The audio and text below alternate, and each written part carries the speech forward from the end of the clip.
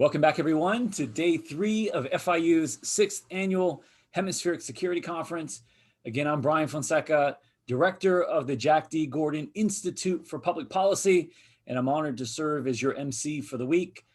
Before we get started with an exceptional panel today on the future role of militaries in the hemisphere, I want to give a quick shout out to our partners at U.S. Southern Command, the Atlantic Council, Council of the Americas, and others that helped shape this year's program, as well as our various partners across FIU, to include the Kimberly-Green Latin American and Caribbean Center.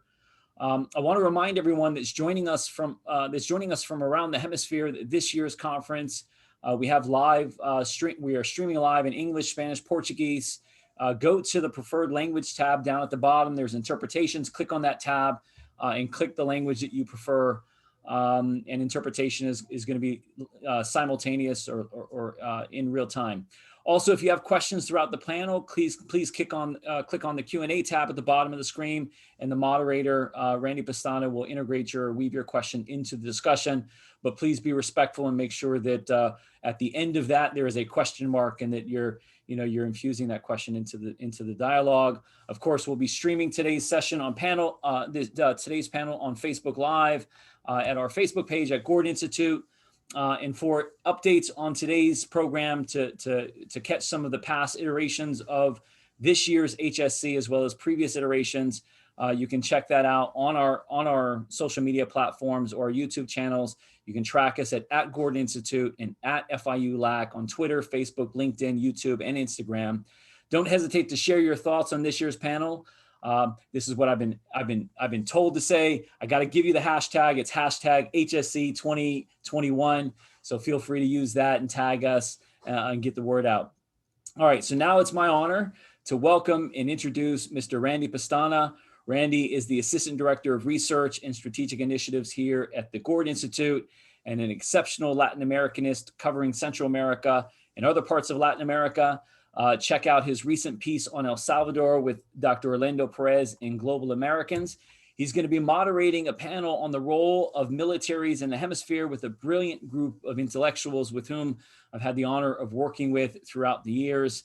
And so I'm really excited to hear these thought leaders talk about the future role of militaries across the hemisphere. And so with that, Randy, welcome, and the virtual floor is yours.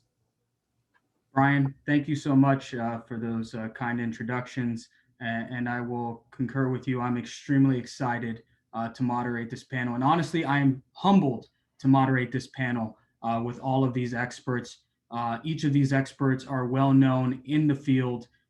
They really need no introduction, but I will do so anyways. I have asked our panelists to give us their thoughts in terms of the role of the military, right? The military has been in the news since about 2019, more recently, given the protests across the region. And then with the impact of the COVID pandemic, they have been called back to support in a number of roles. So the question of the role of the military, particularly going forward, is something we're really interested in discussing today. So I will introduce our panelists in the order in which they will speak. So first, we will start with Dr. Kristina Mani, who is an associate professor of politics and the chair of Latin American studies at Oberlin College. Her research centers on Latin American regional security issues, civil-military relations, and the political economy of the military. She has published numerous journals and has consulted and produced papers for organizations including Transparency International, the United Nations Development Program, Providing for Peacekeeping, and RESDAL. Thereafter, we will turn to Dr. John Polga-Hecimovich, who will soon be an associate professor at the U.S. Naval Academy, tenured. His research is broadly focused on the effects of political institutions on democratic stability, policymaking, and governance, especially in Latin America. He has taught at Wake Forest, the College of William and Mary, and Flasco, Ecuador, and has conducted academic field work in Venezuela, Brazil, Ecuador, and Colombia, among others. Next is Dr. Paul Angelo, who is fellow for Latin American Studies at the Council of Foreign Relations. His work focuses on U.S.-Latin American relations, transnational crime, violent actors, military, police reform, and immigration. He is a former active duty naval officer. He has extensive experience in military and government service, including in Tegucigalpa, where he served as a political officer at the U.S. Embassy. This is where I met him. And coming soon, I encourage you to take a look at it. He is the author of a forthcoming book on security reform in Mexico and Colombia. And last but certainly not least is Dr. Craig Deare, who is the Department Chair for Strategic Initiatives and Leadership and a professor at the National Defense University. He is an expert on national security strategy, defense policy, and security and defense issues related to Western Hemisphere. Over 35 years of experience in government capacities, including most recently serving as Special Assistant to the President and Senior Director for Western Hemisphere Affairs at the National Security Council under President Trump. So with that said, our speakers will speak for approximately 5 to 7 minutes. We'll turn it over to Q&A, and I encourage you to put your questions in there. But without further ado, Dr. Mani, if I can turn it over to you. All right, thank you. Thank you, Randy. It's a pleasure to be here with everyone today. I will start my comments with something really broad and short so that we can get into discussion later. My short answer to what is the future of military institutions in the region is that it will depend on two fundamental and vitally important things. And the first is the ability to strengthen civilian state capacities and the public sector generally. And the second is the ability to develop habits of collaborative engagement and cooperation with fellow institutions in other countries. Much like what General Croft mentioned in his conference remarks on Monday. So I'll probably just speak to the first piece. Well, if we have time, we can get to the second. The first is really about the state-military balance. And the challenge of developing effective, nimble state structures to serve the needs of the broad populace of citizens is a long-lived challenge in Latin America, as old as the state itself. But that challenge has returned with a real urgency, and this is thanks to the pandemic. For all its dreadful costs, the pandemic is giving us, the Western Hemisphere, really from north to south, a wake-up call about the need for effective public institutions. The everyday civilian-based agencies that manage a country's border security, its healthcare infrastructure, that build its transportation and information infrastructure, that disseminate information in national crises. The role to keep citizens safe and protect their rights through law enforcement, all of these elements are really ones of the state. Because all of these tasks became everyday tasks of many militaries during the pandemic, this is now our new challenge. They are also everything that I mentioned about infrastructure, about the need to provide security for citizens, are also really 20th century needs that the state has failed to fulfill well. So the pandemic has pulled the military back to what I would call old missions, which isn't where it needs to be in the 21st century. So certainly it is an amazing accomplishment to be able to multi-mission in the way that many militaries have had to do over the last going on year and a half. But it's also a tremendous burden.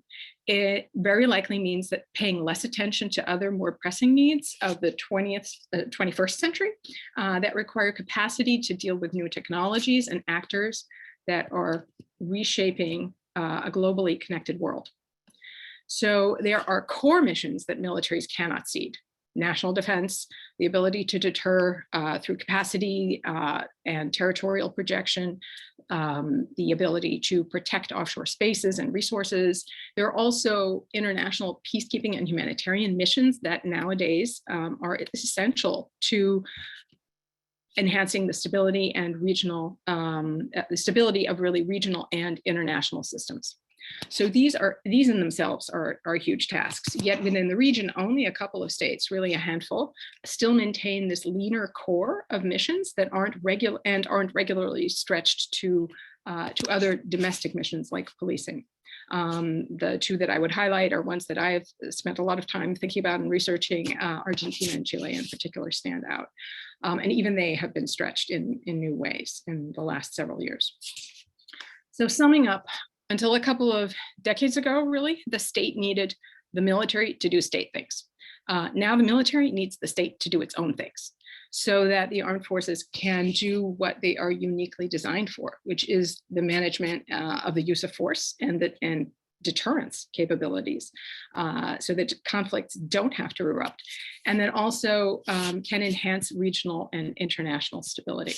The second point that I wanted to get to is one about the need for developing habits of collaborative problem solving through deep long-term exchanges and shared trainings. So this was something that General Croft said was, I believe he said it was the most important lesson learned in his experience for building durable ways to diffuse tension and potential conflicts and to harness resources really for the kinds of challenges that we face globally in the 21st century. So I think I haven't exceeded my time, but I will just cut it there and see what, I'll turn it back to you. Thank you, Dr. Mani. Next, we'll turn over to John. Wonderful. Thank you. Thank you, Dr. Mani. Thank you, Randy. Thank you for the invitation to speak today with all of these wonderful panelists. Building after and on Dr. Mani's framework, I think it might be important to look at the past role of Latin American military institutions to help understand the present as well as the future. Militaries exist in most of the world to protect their states from external threats. But the thing is, in Latin America, there hasn't been a lot of interstate war, at least in the 20th and early 21st centuries. I'm going to share, hopefully all of you can see that, a graphic I put together of interstate war in Latin America. I count, the Cenepa War is the last interstate war between Peru and Ecuador in 1995. Before that, I have the Falklands, Argentina and the UK, the Paquisha War, again, this border war between Peru and Ecuador, the so-called football war between El Salvador and Honduras, and then way back into the 1940s and 1941, again, a border skirmish between Peru and Ecuador. And then it goes to the Leticia War, another border war from Peru and Colombia, and the Chaco War. That's not a whole lot of war, and you don't see anything really past Cenepa in 1995, right? On the other hand, what you did see was this. I'm sorry, you didn't see that. Hopefully can everyone see that? Randy, great. What we did see was this, which is military governments throughout the continent, right? However, you will see that these big blocks of blue that dominate the region from the onset of the Depression in 1930, they basically end by the end of the Cold War, and then there's a big blank spot as well. And so I think that raises some very important and interesting questions, right? Latin American militaries, even as they professionalized throughout the late 19th century, like in Chile or into the mid 20th century in Ecuador, generally faced internal threats to state power and therefore were much more engaged in intrastate war rather than interstate war, right? The great academic Alfred Stiepen noticed that Brazilian and Peruvian armies' missions and activities in the late 1960s and early 1970s were clearly different from what armies normally do. They weren't oriented around external defense, as people like Samuel P. Huntington assumed, but rather internal security and national development, right? And he coined the term new professionalism to talk about this. As the reaction to the threat of communism, the ideology that dominated the region, at least in military academies and taught at Latin American military academies, was national security doctrine, and NSD, whose main pillars were counterinsurgency to counter internal subversives, geopolitical cooperation rather than competition, to track those subversives across countries, and the development of conditions to basically it would be conducive to revolution or communism, right? And all of these ostensibly justified military repression. But the end of the Cold War, as you just saw from that graphic, the end of the Cold War changed the role of Latin American militaries fundamentally and made the NSD inviable in most places. So Latin American militaries have had to justify their existence in a post-Cold War world. And I think the question becomes, what is the role of a military in a world without kind of existential external threats, and in many places, limited internal ones? I think what we're seeing is, I'm going to highlight three things from the present. I think with few exceptions, the primary threats have become drug trafficking organizations, gangs, and other non-state armed groups. right? We see this in the Northern Triangle. We see this in Mexico, Colombia, unfortunately, Venezuela, and other places, even going further down into Brazil and the Southern Cone, right? So the roles of Latin American militaries now includes significant amounts of internal policing and drug interdiction, two missions largely delegated to other agencies in places like the United States. I think probably Dr. Angelo will talk about this more in just a little bit. Second of all, the military continues to fill in the spaces where the state is not present. And I think that speaks to a lot of what Dr. Mani was just explaining, right? Filling in the gaps of civilian institutions. And this for a long time, not just dating to 2019, but going back into the 1990s, comes in the form of natural disaster response, infrastructure construction, and of course, enforcing right now stay-at-home orders and distributing vaccines, right? As Dr. Mani pointed out, nearly every Latin American country, the military has been asked to provide emergency help in fighting the pandemic, and has really stepped forward. Military establishments have been producing and distributing medical equipment, setting up mobile hospitals, and enforcing curfews and health regulations, right? And this is because the armed forces are the emergency reserve force of the state in Latin America, and pandemics are an emergency, right? You can even see this in some of the slogans for militaries throughout the region, like Braço Forte, Mão Amiga in Brazil and things like this. But it dates back even further to Plan Bolívar 2000 in Venezuela in 1999 and 2000.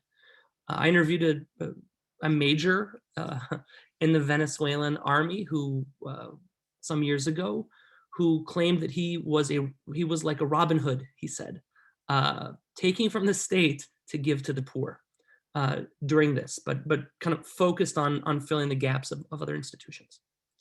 And number three, and something that I think we really need to discuss, the military high command has once again become, or allowed itself to become, involved in politics.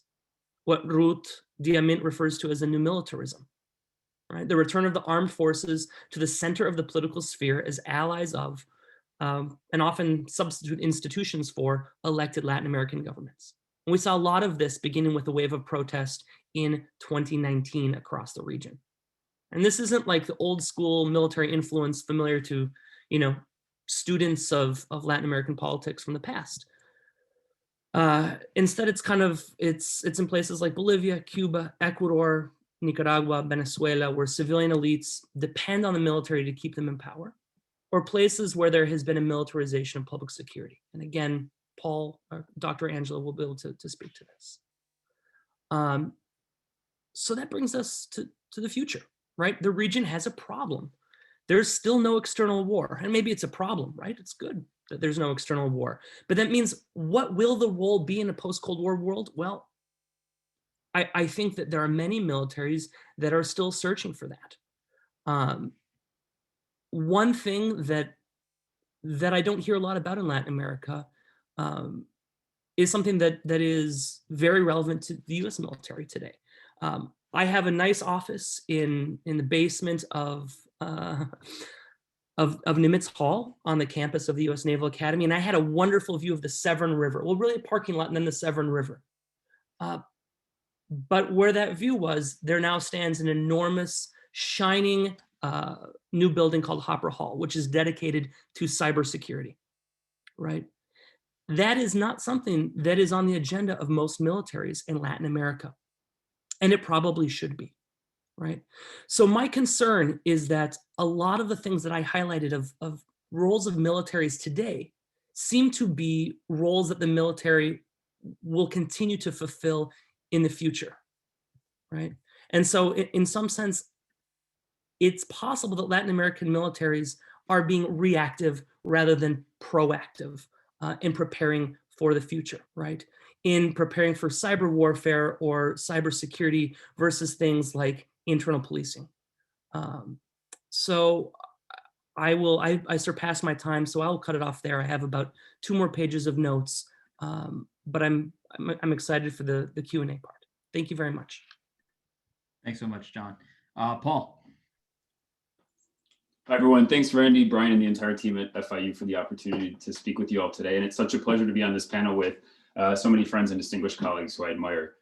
And really, this conversation couldn't be happening at a more urgent time, as we've seen, as the previous panelists have noted, militaries taking on a whole new host of responsibilities across the region amidst the COVID-19 pandemic. In light of that, I think we could take this conversation in a number of directions during the Q&A, but I thought for my initial framing remarks, I'd zero in on two complementary trends that have been present for a while in the region, but have gained some serious momentum in recent years, given firstly, the persistence of high rates of crime and violence across Latin America, and secondly, the doggedness and growing sophistication of the region's criminal groups. And so those two trends are firstly, the militarization of law enforcement, and secondly, the constabularization of militaries, or situations in which the armed forces take on law enforcement roles.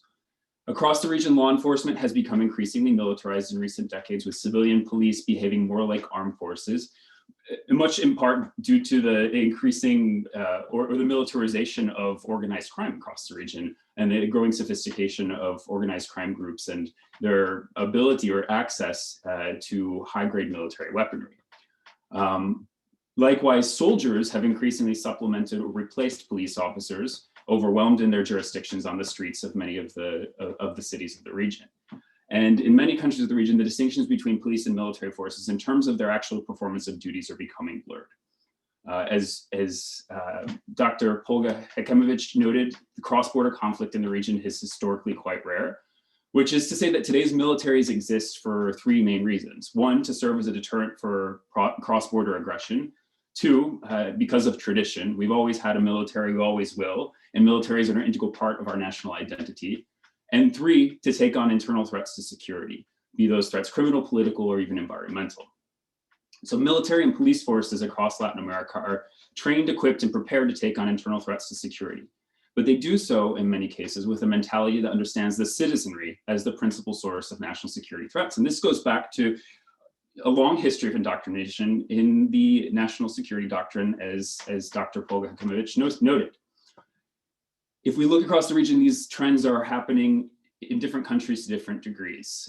In places like Argentina, Chile, and Uruguay, we see national level police forces that really are set up in such a way that they act as gendarmeries, and they focus on crime prevention, organized crime, anti-riot work, prison security.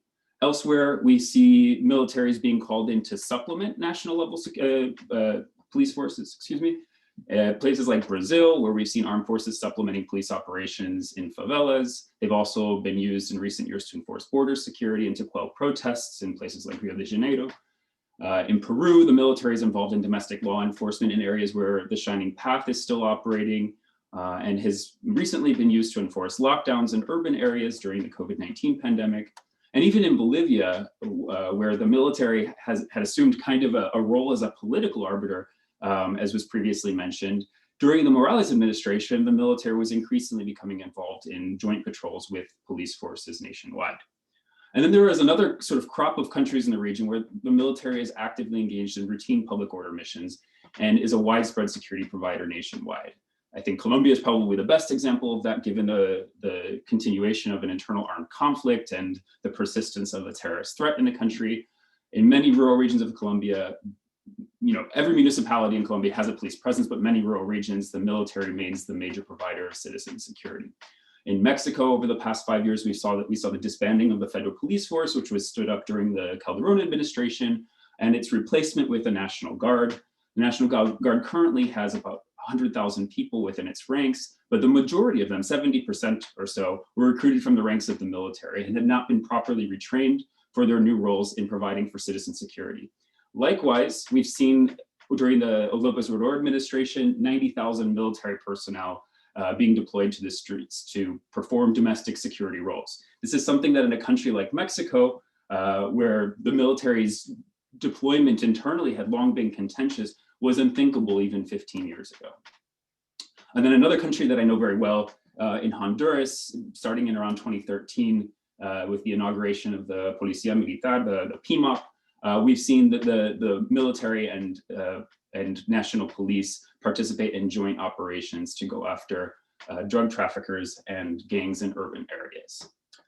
So we have to ask ourselves, what drives this militarization of law enforcement and the constabularization of the military forces? And I'd say the first is the persistence of high levels of violent crime.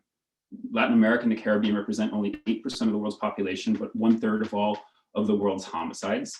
And crime is a #1 concern in much of the region. We've seen over the past decade, the doubling or tripling of homicide rates in countries of the Northern Triangle, places like Venezuela, and most recently in Mexico. Secondly, in response to these trends, the increase in violent crime, we recognize that mano dura responses are very popular among the electorate, and people are clamoring for repressive approaches to crime. So President López Obrador's rhetorical spin, abrazos no balazos, isn't just ineffective at dealing with the threat of organized crime groups and delinquency, it's also extremely unpopular. And so the instinct in many cases is to put a very popular institution, the military in much of Latin America, next to the Catholic Church, a religious institution, is the most respected institution in most countries. We put an institution that's very popular, has high public approval ratings, in charge of the public's #1 problem in order to make it seem like the government is taking crime seriously. And then the third reason why the military is increasingly called on to engage in public order missions is because there's a broad perception, in many cases warranted, that the police are incompetent or corrupt. In a region beset by military governments during the Cold War, as we saw in the previous slide, democratic police forces only started to emerge in Latin America in recent decades, and they really haven't benefited from the kinds of resources that would make them professional or transparent. They have poor training, poor salaries, and poor benefits. And against this backdrop, the military is often seen as less prone to corruption, better trained, and more effective or more efficient because military organizations are hierarchical organizations. They aren't especially deliberative and they follow orders. However, what we find is that as militaries become more increasingly involved in domestic security operations, they also become more exposed to corruption or the opportunities for corruption. And that's creating a reputational risk in many of the militaries across the region. And so what this really gets to is that the distinction between civilian and military law enforcement, typical of democratic regimes or democratic societies, has been blurred in many countries of Latin America. And that undermines democratic governance, which has implications for human rights and accountability. Firstly, militaries are not specifically trained for public order missions. Military personnel are often not trained on what their legal prerogatives are in public order missions, and they're certainly not trained in many instances on what the rights of citizens are, which is why we see an excessive reliance on arbitrary detention when militaries take the streets.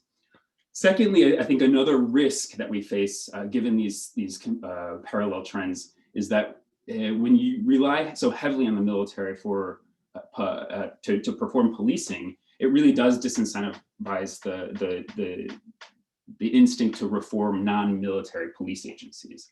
And I would point again to the case of Mexico that shows that once the military is deployed to the streets, as President Calderon did in 2006, there have been very few political incentives to send soldiers back to the barracks. And we saw that during the Peña Nieto administration, which and during his campaign season had promised to take the military off the streets. And then President López Obrador, who had spent much of his career railing against the militarization of the drug war, is again increasingly relying on the military to perform domestic policing roles.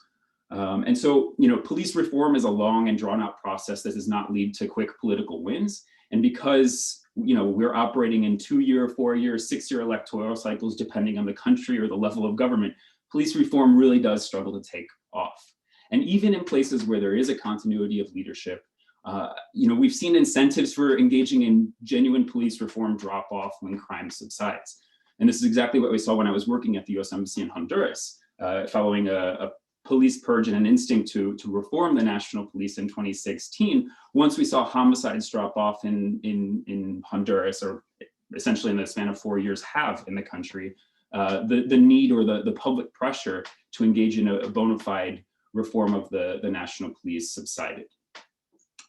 And then finally, I'd say another major risk to these two parallel trends is that there's less of an incentive to engage in crime and violence prevention programming at the national level. And across Latin America, if we really want to tackle high rates of crime, repressive or aggressive strategies really are not going to get to help address the root causes of marginalization that fuels the kinds of violence and crime that we're seeing. It's really difficult when you have such a militarized presence in the public sector. It's really difficult to engage the most vulnerable communities in the kind of trust building that is needed in order to really tackle the root causes. And so, which is why we've seen, across the region, really, it's quite rare to see national-led crime and violence prevention initiatives. And when they do happen, they're often underfunded. And so I think, that is just another angle to this, in which the increasing militarization of law enforcement, the constabularization of armed forces disincentivizes the kind of social programming that is needed in order to really deal with the threats to citizen insecurity. And so with that, I will turn the mic back over to Randy. Thanks, Paul. Appreciate that. Craig, I'll turn over to you.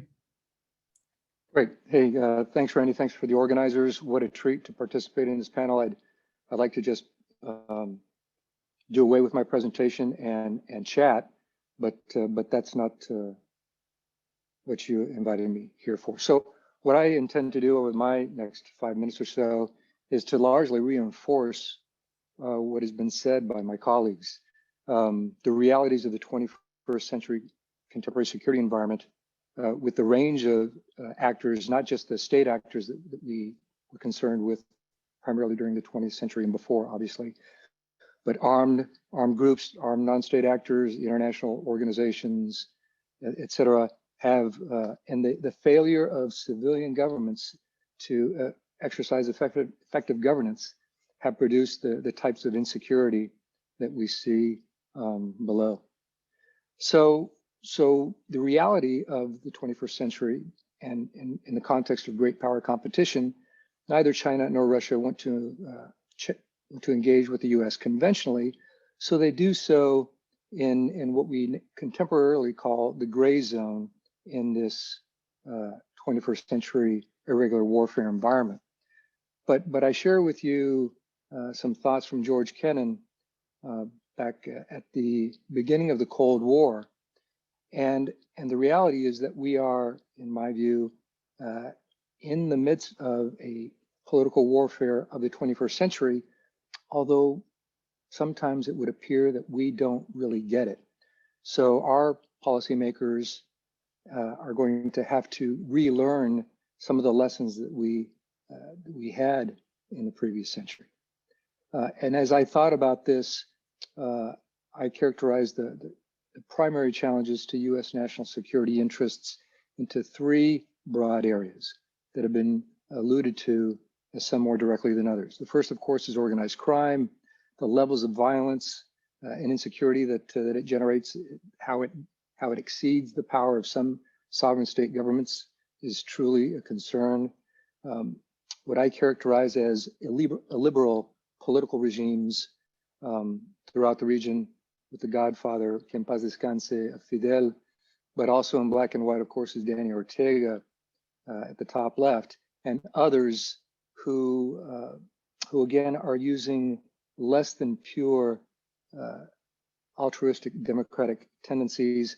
And finally, the presence and activities of key extra-regional state actors taking advantage of the two previous challenges as well as limited U.S. attention. And John previously mentioned the Atlantic Council. I was asked to do something about the future for a couple war colleges last month, and using that document and their methodology of international futures with broad global questions and some specific regional questions regarding democracies in Latin America, economic reforms, and the like. They developed these three broad scenarios, which you can see on your screen. And I have my views for what is likely to happen, but I invite you to think about those as we consider the fragile state of democracies in the region. And as Freedom House here characterizes the classically not free, the troika of Cuba, Venezuela, and Nicaragua, But look at the range of only partially free countries, and that is cause for concern, and which obviously reinforces the perception and the sentiment in the region to be decreasingly supportive of democracies. And although the good news is they're not necessarily enthusiastic about authoritarian regimes, les da igual, right? They're indifferent if it's a democratic regime or not, because it really doesn't matter. Weak rule of law across the region, of course, with the exception of the three other usual suspects of Chile, Uruguay, and Costa Rica. And persistent and ongoing economic challenges. You see, I broke out Latin America from the world, so you could see it bunched there, sort of middling along at the bottom. And but more of greater concern is not just the relatively successful or less than successful performance, it is the economic inequality that exists throughout the region, which is demonstrably greater than other parts of the world. And again, when you ask the societies of the region their thoughts about how the economy is working, you've got an average of 16 across the board, but even in Chile, it only reached 30%. So you've got these democratic issues, you've got economic challenges, the inability of these governments in the region to deal with them, and we have the resulting context of conflict that we're all familiar with. So there's been discussion about the roles and missions of the armed forces. I adapted this slide from QDR years ago in terms of what are the probabilities of using the armed forces, again, by these sovereign governments. To John's really cool slide about military governments, these aren't military governments anymore. These are all militaries responding directly to the civilian leadership of the country, irrespective of how it came to power, right? But they're not military regimes. And so a much greater probability is the fact that the armed forces will continue to be used in broadly defined national development when other organs of the state cannot resolve them. And in all these irregular missions, insurgencies, organized crime, illicit trafficking, and the like, where there is significantly less risk, but to Professor Mani's discussion at the outset, those conventional missions that armed forces should be doing, they aren't prepared to do those, and so they are less capable of doing those. And of course, international operations are another thing where there is less of a risk, and they aren't used as extensively as perhaps they should. And so this final two slides here, this is a visual depiction of what's bouncing around in my head in terms of the legitimate role of the armed forces in the region. And you have this scale of legitimacy or illegitimacy, and I picked a couple just to generate the discussion. At one extreme, you've got the Chilean armed forces, who, because of the strength of the Carabineros and because of other domestic realities, play a conventional role. And you've got Uruguay as another example in terms of how it's a professional force and it participates a great deal in those peacekeeping operations that we mentioned earlier. At the completely illegitimate extreme, you've got the Troika. And I cite the cases of El Salvador and Mexico, and you can think of others. Not that the armed forces themselves are legitimate or illegitimate, but what the civilian leadership of these countries is tasking the militaries to do, which in my mind is along that spectrum, moves them out of the clearly legitimate role to one of questionable legitimacy. Building airports, running train systems, building ATMs, is in the case of the Mexican military in particular. And so to conclude, what are some implications for the US in terms of how to deal with the situation a very weak governance throughout the region. You can count them on one hand, have fingers left over, where the governments are exercising effective governance. They have effective sovereignty over their terrain. So at the policymaker level, although the broad policy goals may be similar, almost in fact on an individual country case-by-case basis, because they're all different, of course, the combatant commands really need to think in terms of their theater security cooperation plans for those countries and subregions. What kinds of exercises need to be developed that enhance that legitimacy, that keep them as a professionally trained force? The roles of security cooperation officers and offices in terms of understanding what's going on in that particular country and feeding up through the COCOMs, the services and their education and training roles for forces as they come up to the States, as well as the types of education and training that are provided in the region.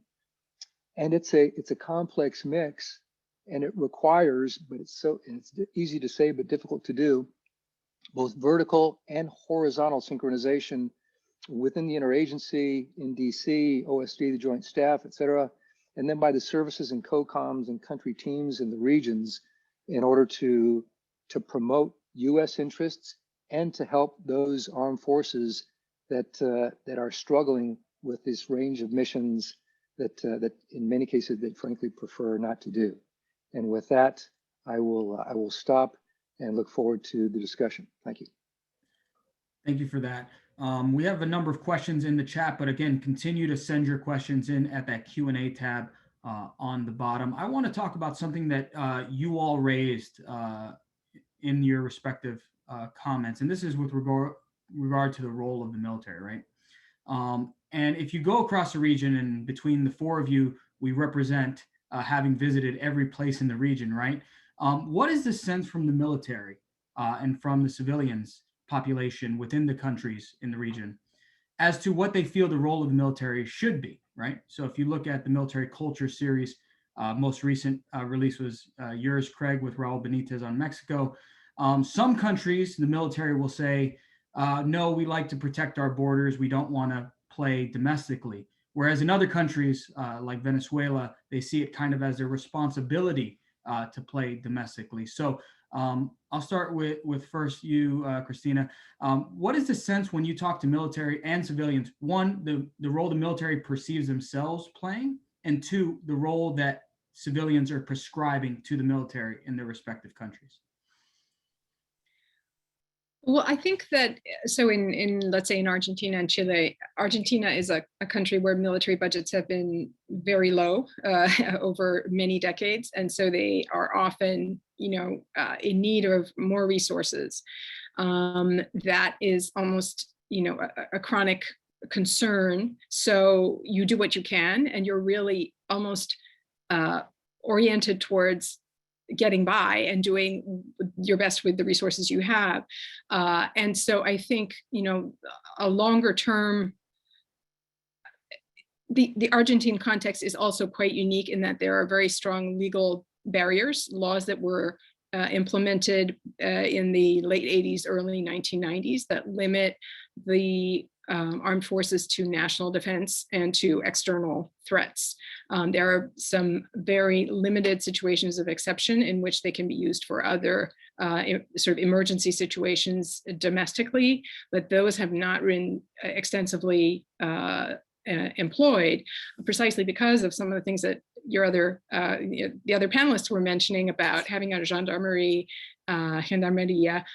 having other resources, and certainly not being in Central America, okay, and not having some of the really intense challenges of public security. That said, on the, Chile is a very different situation where the military is far better resourced, but also has, a long-term trajectory of being defense-oriented. They have a capable national police force.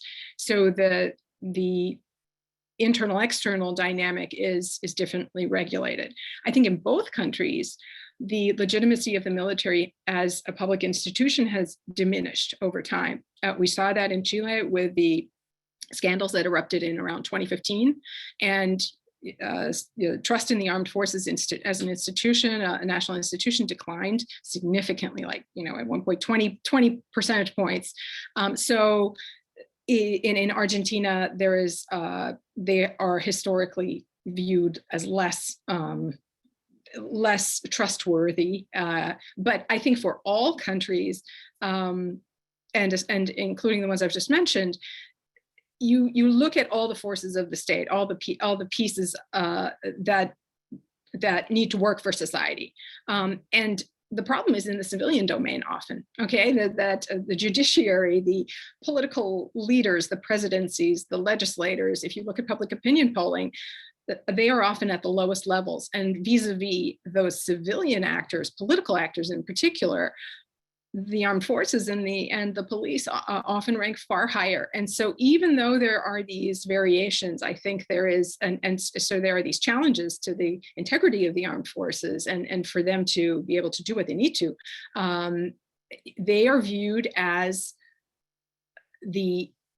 often the more capable than the civilian institutions. And that gets back to my main gripe was that we need to build those civilian institutions. So that's a bit of the Southern Cone portrait. And I think Uruguay would be quite similar. Yep. Thank you. John, are you seeing similar things in the Andean region? Well, my immediate response was basically depends on the country, which is the easiest answer to give. The Venezuelan, Fuerza Armada Nacional Bolivariana is different from the Uruguayan armed forces, which is different from the Bolivian armed forces. And, each of those institutions has different goals. And given the histories of those countries, the populations want different things. And that's, even setting aside different ideologies of people within the institution and outside of those institutions. So I don't want to generalize too much. And as Paul, very astutely pointed out during his discussion, throughout the region, one generalization we can make broadly is that the armed forces tends to be the most trusted or second most trusted institution, sometimes behind the Catholic Church. And so that suggests that citizens are generally pretty happy with the roles of their militaries, right? That might be a leap of logic, but I think that you could argue that. One separation, maybe one important distinction would be not just those places that had more repressive dictatorships, like the Southern Cone, the way that Kristina points out, but also looking at states that are today overwhelmed by security threats, and where the use of the military is as an emergency force is routine, versus those states that are not overwhelmed by security threats. And there's maybe a little bit of a regional distinction there, but you can see parts of Central America and Northern South America and even Brazil that are being overwhelmed, where many in the population support military intervention in policing efforts, in the constabilization, did I say that right, Paul? Of military action. So I think that those are really important differences. What the Venezuelan military wants is different than what the Colombian military wants, and what the Venezuelan population wants from its military is a whole lot different than what the Colombian population wants from its military right now. I think that's a great point. And Paul, I want to turn to you because you brought up the role against security fighting, right? And this is largely for a number of reasons. Homicide rates, feelings of insecurity, right, and other security factors within the population. But there's supposed to be, in the traditional, right, liberal democracy, you have a police force which is responsible for this, right? And in Central America, and you lived in Honduras, and we spent a lot of time together in Honduras, this idea that the military doesn't want to be on the streets, so you have these new hybrid type forces like the PMOP, and you're seeing this across the region. What does this do for democratic stability in the long term, right? And what does this mean for the perception of the military, particularly as their role evolves in the region? Yeah, thanks, Randy. And in terms of Central America, I think that the military in general, across the region, particularly the countries of the Northern Triangle, is really leery to assume more overt domestic roles. because they start to be implicated in what are unpopular and largely ineffective security strategies, in which they are firstly liable to be more exposed to opportunities for graft and corruption, which is a huge reputational risk for them. But secondly, they become sort of implicated in or accessories to political security strategies. And every time a president is making an announcement about a controversial measure, regardless of whether it has something to do with security, they often do so publicly with their general standing behind them in the background to remind would-be protesters that the Fuerza Pública stands with the president. And I think that many military leaders in Central America are very uncomfortable with that role. They want to have significant institutional autonomy, as they always have. They want to be able to manage their own internal affairs. And they also want to have some degree of political influence. They want to be able to shape the security strategy that they will be implementing.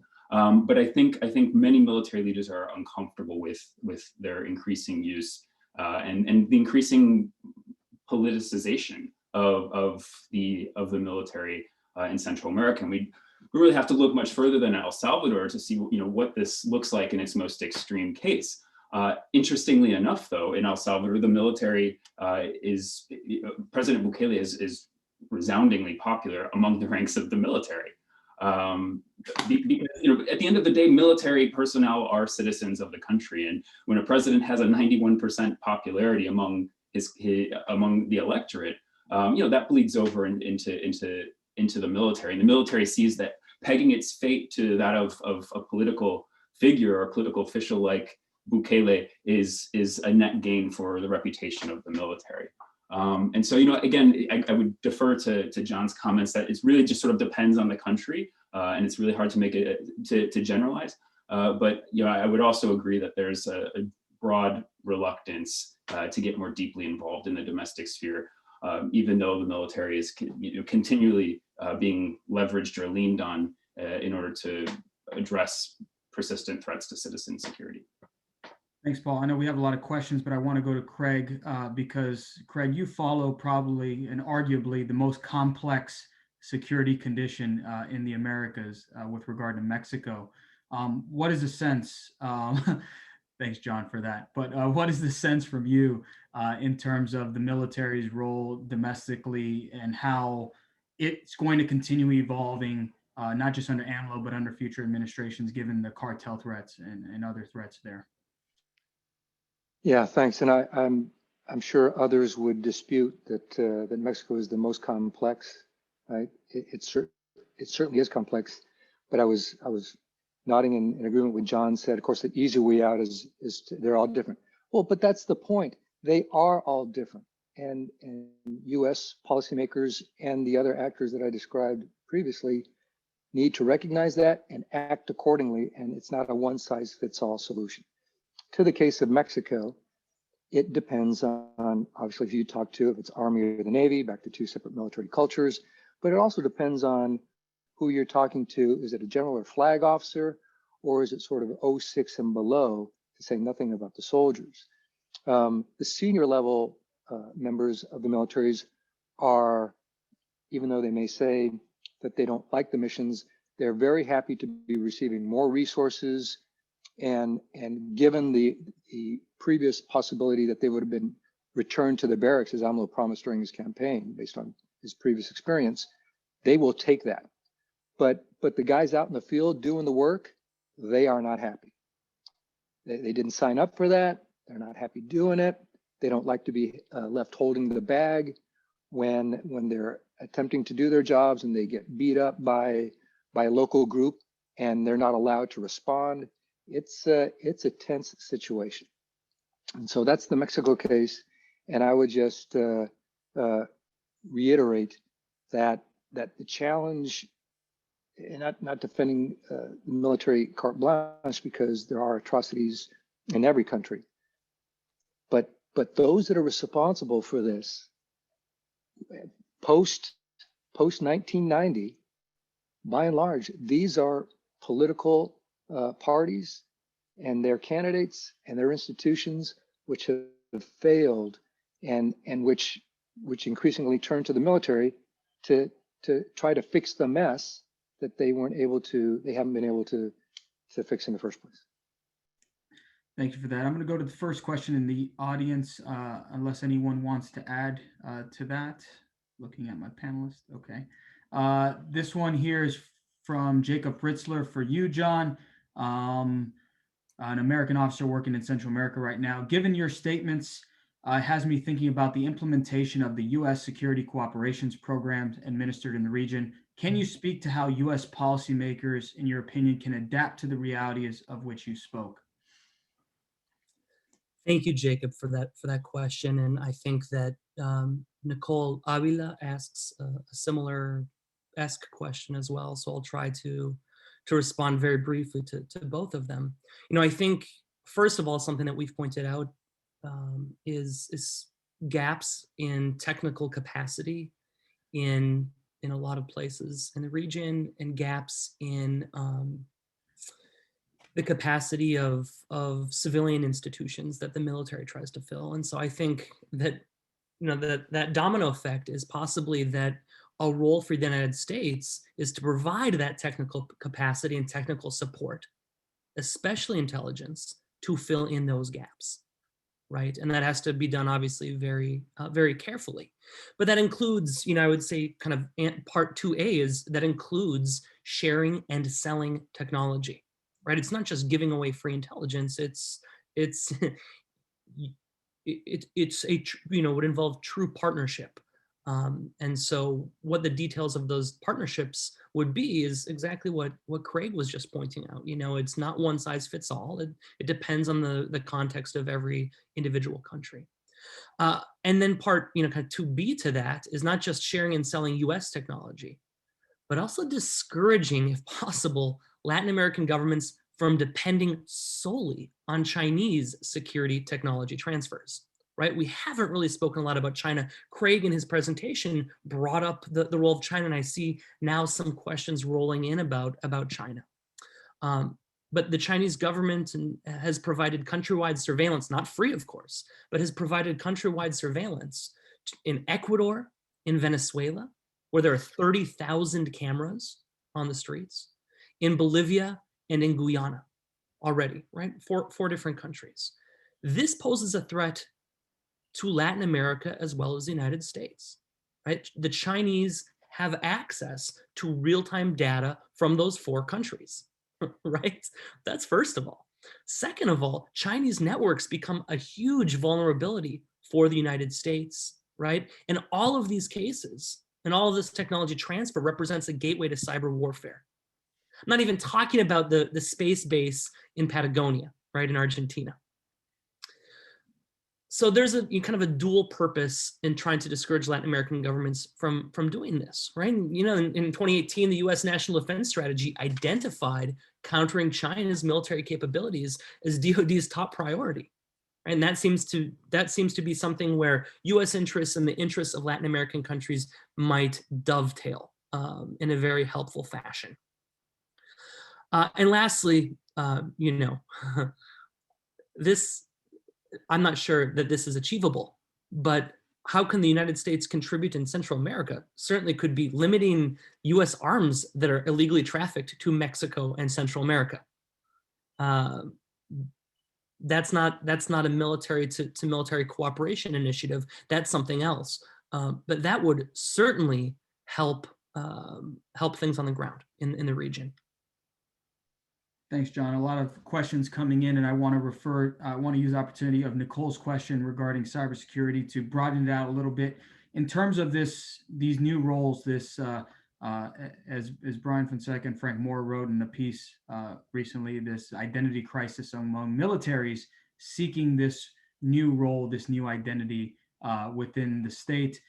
Carlos Perez put in an article here in the Q&A, which you'll see in the chat answered there by Kristina, but also the idea of the cybersecurity role and a number of different roles, you know, domestic pushing of water distribution, food distribution, PPE during the COVID times, et cetera. Kristina, if I can turn to you in terms of this identity crisis in these new roles, Does it have effectiveness within states? Are you seeing this as a positive development or a potentially negative development in the long run? Well, I think as some of the other panelists also mentioned, once you start down a route, it's hard to turn back, right? It's you open the doors and you learn new things and you develop new capabilities and ways of doing, and then it's hard to get that back in the box. So I think, we are still in this moment of a deep crisis for the region, for the hemisphere. And from my perch in the United States right now, things are getting better. But in many other countries, they are still very deep around the world. So we are not likely to, emerge from this global crisis moment. It will mean different things in different places, and it's going to ultimately require a lot of investment. And it's going to require some, I hate to use the word because it's so loaded, but redistribution, in the sense of there are communities that really have not been able to be tapped and taxed for the needs of the state. And so that's a capacity issue. Those kinds of problems need to be addressed. There are larger structural problems about how we source the state.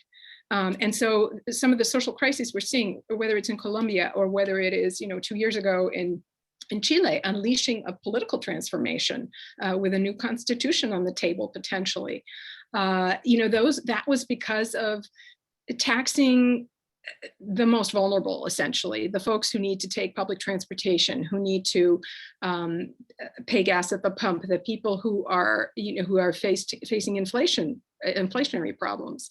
And that is not folks who have their money in bank accounts in other countries. It is the ones who are really reliant on the day-to-day life being survivable in their countries. And so that is part of this bigger picture. We need to solve those problems, which gets to also what Paul was saying about looking at the sources of some of the security problems in the region, the real social dimensions of those. So I think we need to put a focus more towards those elements in our grand vision of, what is the agenda going forward. Thank you for that. Paul, I want to turn this question from Luisa Forrero to you. How do you see the current role of the public force in Colombia? Previously, the internal conflict and drug trafficking gave it kind of that accepted domestic role, right? But how do you see the current role of the public force in Colombia? Just shameless plug for Paul. There was a recent Washington Post article that he authored that was fantastic. So I encourage you to check that out. So Paul. Thanks, Randy. Yeah, I think that the Colombian security forces in general, but especially the military right now, and for much of the past decade, have been undergoing an identity crisis. As we saw the Colombian government during the Santos administration begin to negotiate peace with the FARC starting in 2012, the military really took its cues from civilian leadership that it was going, and the empowerment of reformist leaders within the military by the Santos administration to take the military in a different direction and start preparing for post-conflict roles. The police as well were intended to, equally transform to deal with a post-conflict scenario, knowing that, Colombia was never going to put to bed all of its insurgencies or all of its problems with illegal armed groups, but nonetheless, that the biggest actor, illegal armed group, non-state armed group in the country, and the one that presented the most formidable political threat to the state was being taken out of the equation.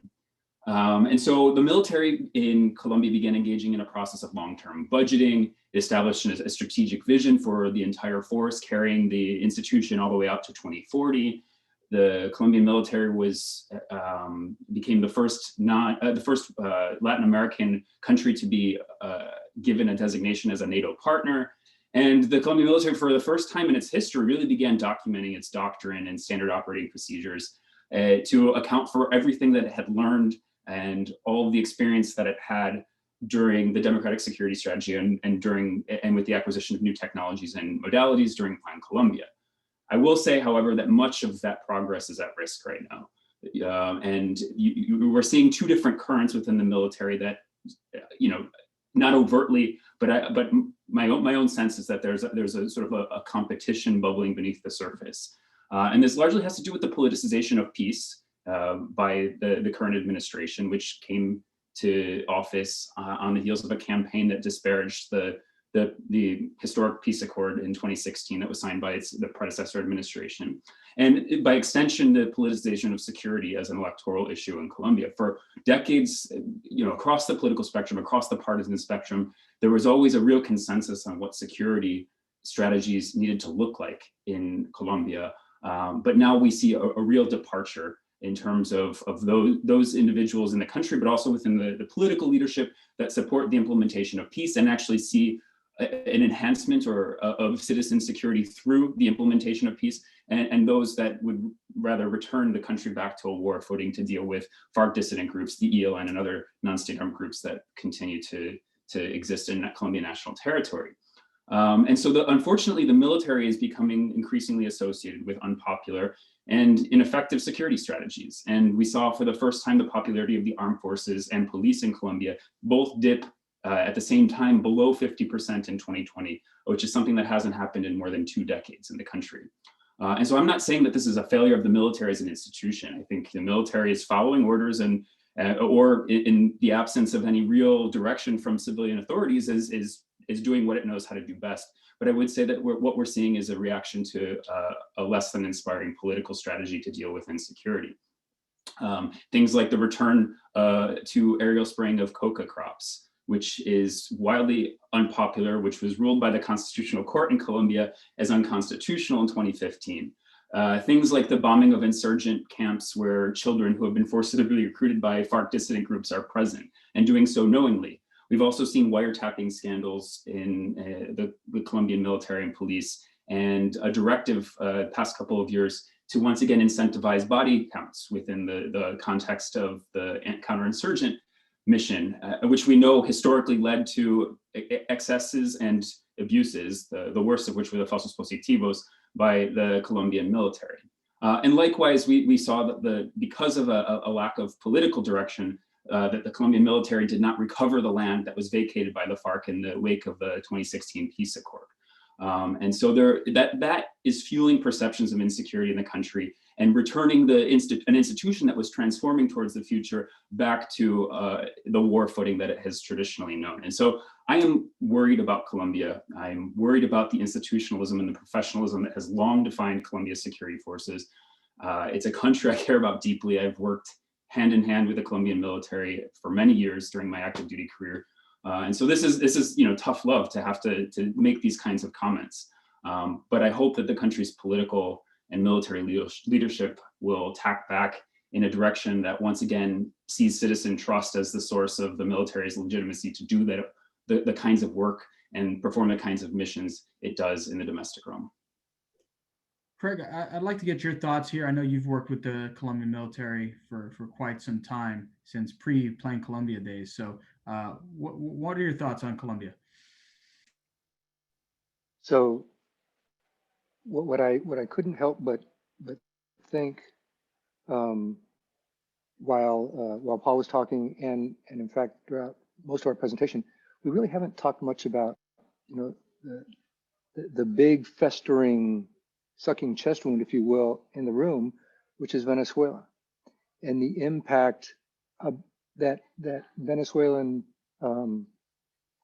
the migration, refugee flows, the active role of the Maduro government to undermine Colombia. It's not as though Colombia is just sitting there minding their own business and they have these internal challenges to deal with.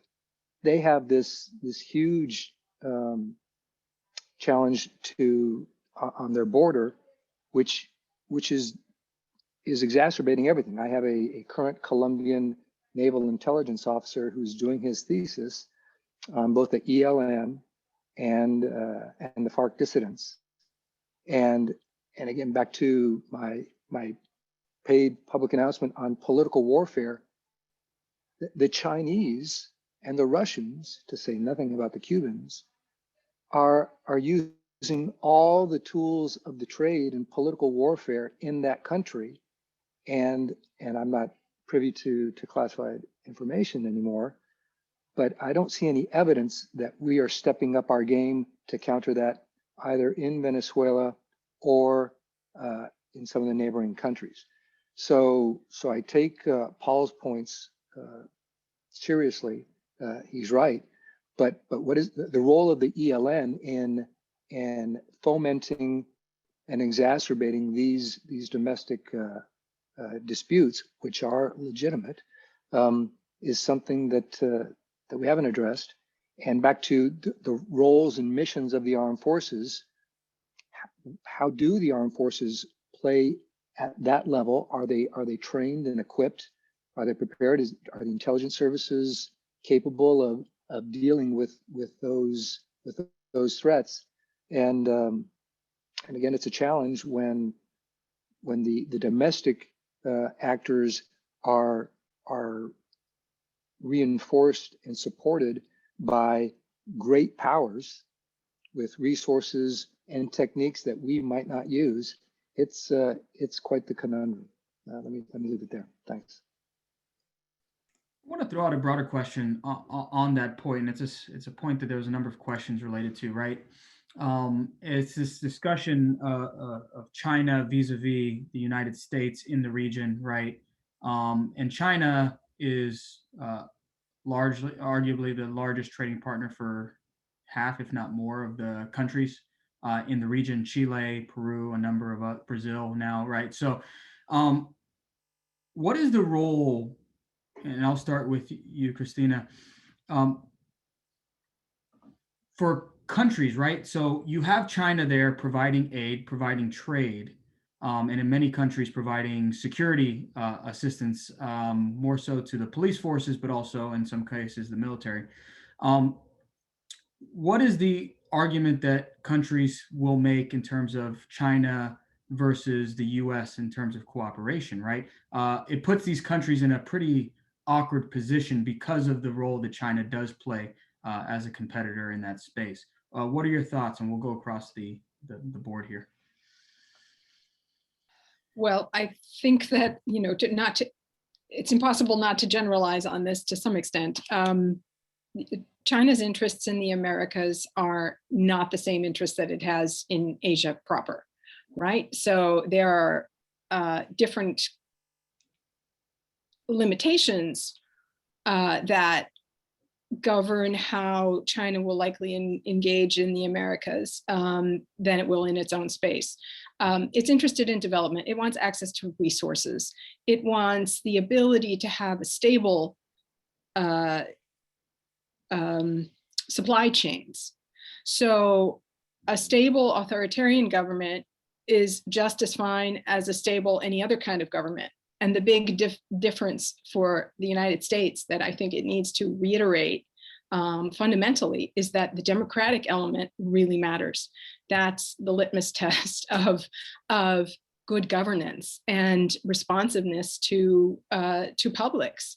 I think we've lost a bit of the ability to emphasize that important difference. And to the extent that governments and actors and political forces, whether they're voters or elected officials, still care about democratic principles. And by that, I mean tolerance and inclusion, the willingness to lose an election and still be able to come back. That consolidation is what we risk losing. And that's why there's, as you know, I think it was Craig's chart, the Freedom House, 5 years ago, 10 years ago, there was more green on that chart. It has become more yellow, more fragile and precarious. That's the big difference that we can win over, the return to a hemispheric dynamic that sets the Americas apart from other regions.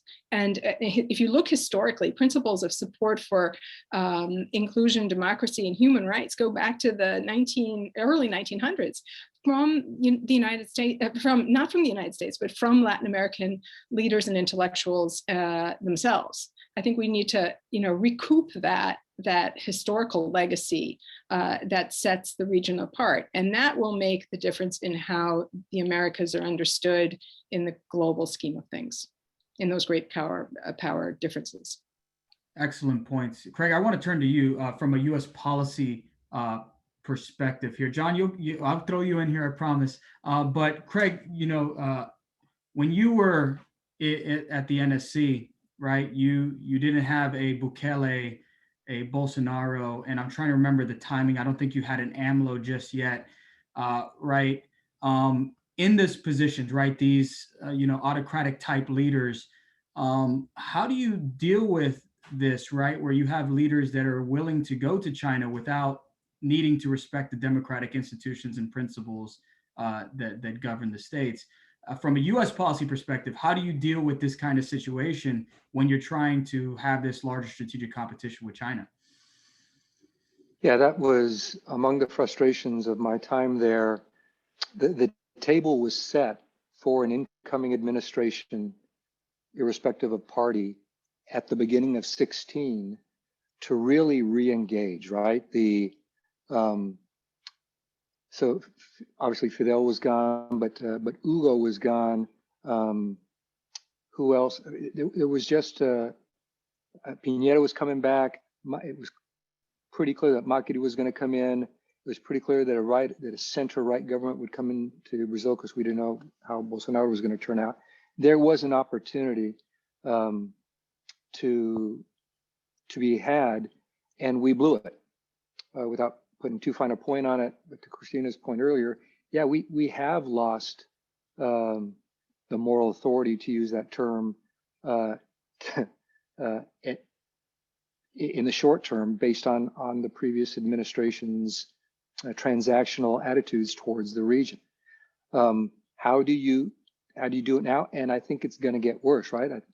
I'd be curious to poll the other panelists and yourself, who's going to win the next election in Colombia, right? And if we think the security challenges in Colombia are interesting now, just buckle your seatbelts for when that happens, right? So we go back to this broad policy challenge of similar goals, right? We want peace, stability, economic freedom, democracies in the region. But and I don't know if it's fair to characterize it as the return of the pink tide, but it could be, and that presents a greater challenge for U.S. policymakers to deal with those, to deal with the case of Bukele, for example, right? Somebody who's that popular, but who just arbitrarily, brings in, flanked by the military as he goes into the Legislative Assembly and does what he did with the Constitutional Court. I mean, the U.S. has its hands full. I'm afraid it's going to get worse. And I think we have contributed to that through both inattention and just some poor policy decisions over the past. I'm not going to put a number of years on it, but those of us who are listening to this, those of us who are on the panel who care about these things, it's our greatest lament, right? Why don't we pay more attention to our own neighborhood? Why don't we invest more? Why don't we do more? And back to what does the future of 2030 look like?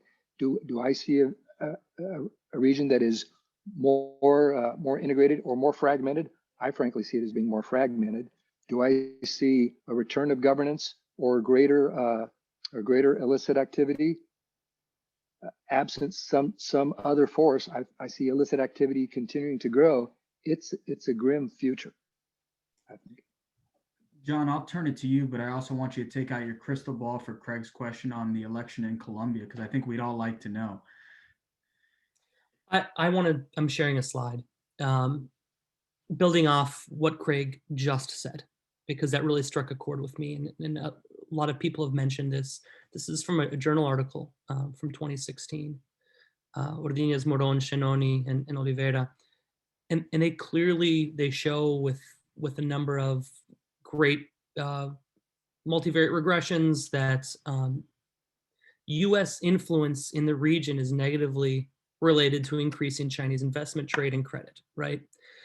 And they show, furthermore, that it's not China it's China being proactive, but it's not China pushing the U.S. aside, but rather China filling a vacuum where the United States has not been as active as it could be, right? And so I don't want to say that the U.S. has ignored Latin America, but as some people in the chat are pointing out, Latin America has not been as much of a priority for a long time, right? For 30 years, I think now, especially in South America, right? Setting aside Colombia, South America has not been a priority, right? So, from a Latin American perspective, this is really wonderful because instead of having to just develop a relationship with the United States, Latin American countries can now play the United States and China off against each other. It provides them with a menu of options, right? When you go to the restaurant, you'd prefer to have two choices rather than just one. And so the US challenge not just military challenge, right? Not just defense cooperation, but I think the diplomatic challenge, right, as well, is to reestablish a presence in many places and exert a soft power.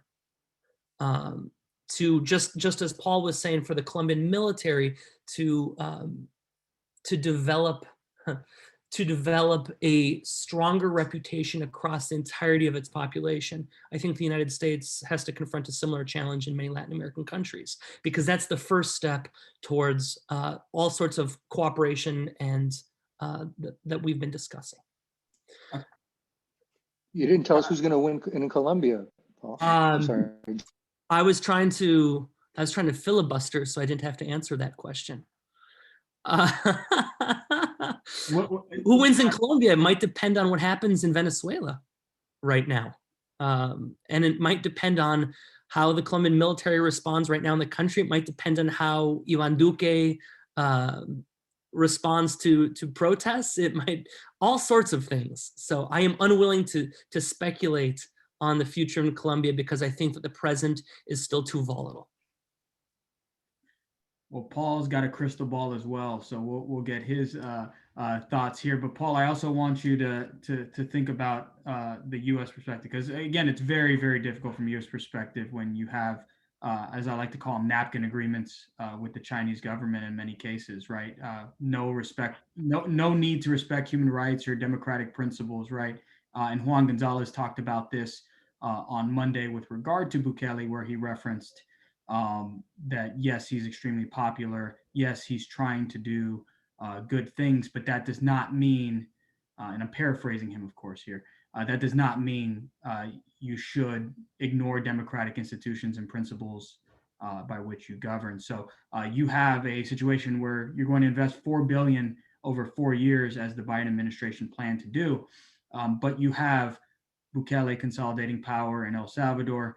You have obviously Juan Orlando Hernandez in Honduras. You have the judiciary crisis going on in Guatemala, right? How do you push $4 billion to institutions which in many cases are either consolidating power or dealing with rampant corruption?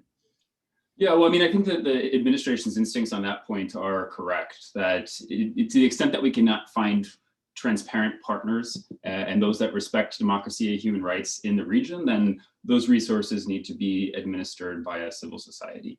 And so the anti-corruption conditionality of US assistance to Central America in the first months of the Biden administration, I think is setting the right tone.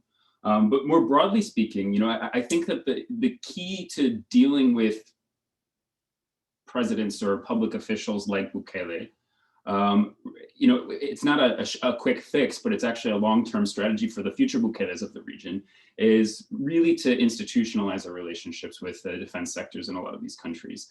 Bukele just this week was tweeting about how China's investment in El Salvador is happening or occurring in a context without any strings attached, which is sort of seen as a jab at the US government's human rights, pro-democracy conditions that it places on its assistance, and especially in the military realm or the security sector, the conditionality placed via the Leahy law. And so I think the United States has a strategic advantage over China in this regard, because people, the public in Latin America, and especially in Central America, they support democracy in a majoritarian sense. And we saw in the protests that broke out just before COVID in 2019 that people were not clamoring for an authoritarian style model of development. They were clamoring for a deepening of democracy and a recognition of their rights. And in the case of Chile, we saw that there was even a willingness on part of public officials to go into a redrafting of the country's social contract. And so I think that the United States as a democracy, although our credibility has been eroded in that regard to some degree, I think that we can make the case, and if we can make the case to the people of Latin America that cooperation with the United States deepens the practice of democracy, then we have a win. But I think that's a message, and at least as it pertains to the security sector, it can't just come from our uniformed personnel. It has to come from our diplomats. It has to come from our Congress. And so in terms of enhancing the institutionalization of the defense sector in Latin America and improving its accountability, the US government needs to assume more of a whole of government approach. That means that our Congress, our commissions of Congress that deal with the Western Hemisphere need to have deeper relationships with the security commissions of legislatures across the region to encourage them to exert more oversight over the defense sector. Likewise, most of the countries in Latin America don't have effective civilian bureaucracies. There's been very little instinct to empower civil servants, which in this country serve as the institutional continuity, regardless of what party is in power or leading the executive branch at any particular moment in history. Likewise, in many countries of the region, military justice systems continue to shield military personnel from accountability for abuses committed. And so to the extent, and as we're seeing in the case of Colombia right now, that is a position that is increasingly untenable given the kinds of criticisms that the Colombian military and police are facing for excessive use of force amid the recent wave of protests. And so, I think by formalizing those relationships, helping deepen the level of civilian experience in the defense sector in Latin America, and then finally by protecting or providing resources to and visibility to the media in Latin America are ways that we can make a credible claim to being standard bearers of democracy. Indeed, the media in particular has in most countries of the region has been the only reason that major acts of corruption or abuse have been uncovered and revealed, and for which military people have been held to account in many countries. And so it's thanks to journalists that we have that kind of transparency in the absence of any institutional transparency. And so I think it's through a deepening of those kinds of relationships that the United States can make or play a bigger role in the defense and security sectors in Latin America. And Paul is also a fan of the filibuster and therefore ignored the Colombia question, but I'll give you an opportunity, Paul. You want to go on record? No, I just deferred to the comments that John initially made in his last response, that really there are too many balls in the air right now to sort of figure out what's going to happen in Colombia. Whether or not the Duque government actually makes good on some of the national dialogue that is currently happening with the major protest groups, what the center in Colombia decides to do, and if the center can corral around a single candidate in a way that it failed to do in the 2018 election, excuse me. And then, I do think that, the left and, the right and the center in Colombia are going to have to deal with the candidacy of Gustavo Petro. And so I think that's a foregone conclusion. But whether or not they can prevent his assumption of the presidency remains to be seen, given just the volatility of the political dynamics in the country at the moment. Thank you, Paul. We do have a couple minutes, so I do want to go across the horn one last time, but I'll ask a fairly broad question. Given your expertise, and we'll start with Kristina here. Are there any situations, any military specific that we in the audience should be looking at over the next 3 to 5 years in terms of either a change of mission or new role? Or in Chile, obviously they have the new constitutional referendum there, new constitutional amendments coming up. So I'm sorry, Kristina, do you want to not skip? John pointed that out. I do go to you first. I think that the most critical situation that will need to be addressed is the ongoing humanitarian crisis coming out of Venezuela. that is, because it has spillover effects for the entire region. And I think that I'm not a Venezuela expert, but this is not something that can be addressed through the use of force. It needs to be done diplomatically. And some of the people in the chat have noted, the United States too is in a process of rebuilding its own state institutions in the State Department. We need to get people in the seats who can manage diplomatic initiatives, leverage that doesn't start with the heavy hand, but always keeps it as an option on the table. We need to do this for the people of the region. Thank you. John? What was the question, Randy? Any militaries or situations upcoming, maybe new missions that we should be on the lookout for? The answer is Venezuela. Christina gave the right answer. But I think my closing note is an ominous one. And that is, there are a number of situations across the hemisphere right now where it's possible that even the armed forces does not possess sufficient capacity, security capacity, to, if fully deployed with all resources, to fully eliminate those internal threats, right? Venezuela is a key example of that. There is there are urban areas and rural areas across Venezuela controlled by a number of non-state actors, not just ELN or dissident FARC groups, but sindicatos and planes controlling megabandas and colectivos and all sorts of, the security situation is incredibly complex. And I'm not sure the state in Venezuela has the capacity, if it wanted to exercise a monopoly on the legitimate use of force across that territory. It doesn't. But even if it did have that buena voluntad, I'm not sure it could. And I think that is a similar situation to one across a number of countries in Central America right now. And Craig can speak to this, but possibly Mexico as well. And Colombia, Paul, as well. All right, Craig, chopped you up, ready to go. So, okay, we're going out of order. I did want to, before I quickly close on Mexico, I went back to what Paul was saying in terms of the role that the U.S. can play in terms of strengthening institutions. I agree, but we have to be careful how we do so. We can't rub anyone's nose into it, right? They're sovereign countries. Their militaries, they're proud institutions. We need to lead by example, be supportive, but be a bit less finger wagging that we might otherwise tend to try and be, given our nature. And then finally, to the served up softball over the plate on Mexico. Mexico is not getting better.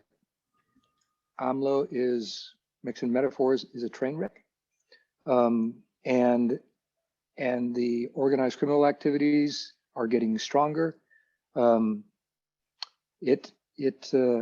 to being ominous. I shake my head in violent agreement with John on keep your eyes on Mexico. And the only good news is, despite our incompetence in handling the Cienfuegos affair, and just let me leave it there, I think the mill-to-mill relationship, the US and Mexico defense-to-defense relationship, remains strong. We need to continue to nurture that, because back to whoever's point it was about the militaries are the go-to emergency force. I mean, that's why they've been used throughout the region. That's why they've been used in Mexico for years and years and years. They will continue to be, and they're overstretched right now. Thanks. Paul, final word. Yeah, and I would just add, and I concur with all of the remarks that have just been made, but I would just add that militaries across the region, because they're assuming roles that, or filling gaps where civilian capacity is very low, given the rise in, or the increase in dramatic climate events or the effects of climate change, I think that militaries across the region are going to have to play an increasing role in humanitarian assistance and disaster relief, particularly in the Caribbean and Central America, which, when taken globally, are among the top 20 nations in the world in terms of climate vulnerability. And so helping build climate resilience will inevitably be a part of the military institutions across the region until civilian humanitarian assistance disaster relief capacity can be built. Thank you so much. And thank you to all of our panelists. Apologies, we couldn't get to all the questions, but it was a very substantive conversation, one that I hope we can do at a future date again. So Brian Fonseca, I will turn it back to you. Thanks, Randy. Excellent panel. Kristina, John, Paul, Craig, exceptional. I thought you all were brilliant as usual. This was a really exceptional and engaging panel. Of course, you all are the experts on the subject. I couldn't agree more with much of the commentary that took place throughout the panel.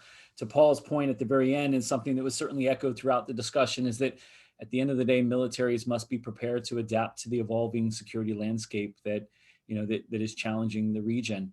And something that John brought up very early on that I thought was spot on is that militaries also have to be prepared to operate in multi-domain operations. And John brought up the story of cyber.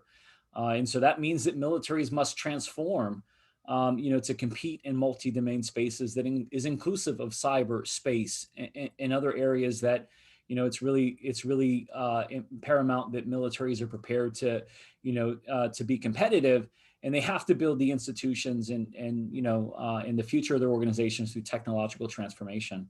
Militaries and Kristina and others pointed out sort of they function in the whole of society environment, and they have to be prepared to be resilient in those spaces and respect the democratic rules of the game. And then finally, as everybody said, militaries must continue to develop leadership up and down and across their institutions, right? Which is something that remains vital. So I thought this was an incredibly enlightening, fascinating session. So really, really glad that we made this a part of the session. And Randy, you did an excellent job moderating. So thank you for driving this discussion. So thanks to all on Zoom who joined us, and Facebook who joined us for day 3. We're back here at 9:30 tomorrow morning. Day 4 will kick off with a panel moderated by Cindy Arnson at the Wilson Center on the impact of COVID on security. Following that, we'll be joined by a Southcom-led fireside chat with Dr. Anthony Fauci, Admiral Fowler, Ambassador Maines, the Command Surgeon, Colonel Susan Moran will drive that conversation.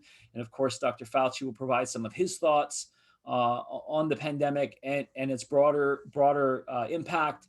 Really grateful to Southcom for organizing that session. And immediately following that session, I'll have an opportunity to sit down with the Deputy Assistant Secretary of Defense, Dan Erickson, for a conversation on the Pentagon's role in the hemisphere going forward. So tomorrow should be another exceptional day in the program. And so with that, this concludes day 3. Thanks again to all who joined. I look forward to more fascinating dialogue the rest of the week.